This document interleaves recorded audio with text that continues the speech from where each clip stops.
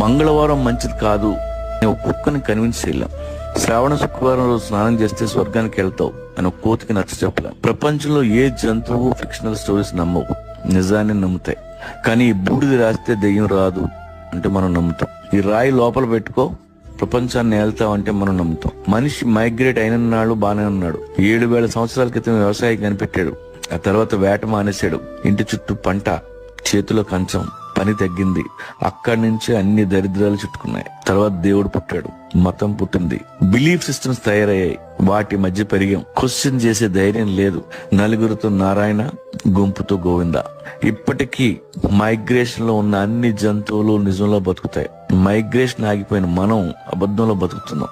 ఫ్రీగా ప్లేట్లోకి అన్నం వచ్చిన రోజులు ఇలాగే ఉంటాం. కానీ వేటగాడు ఎప్పుడు అలర్ట్ గా ఉంటాడు. మీ వేట ఆపొద్దు, మీ ఊళ్ళో ఉండొద్దు, కడుపు నిండిన వాడి పక్కలో అసలు కూర్చోవద్దు.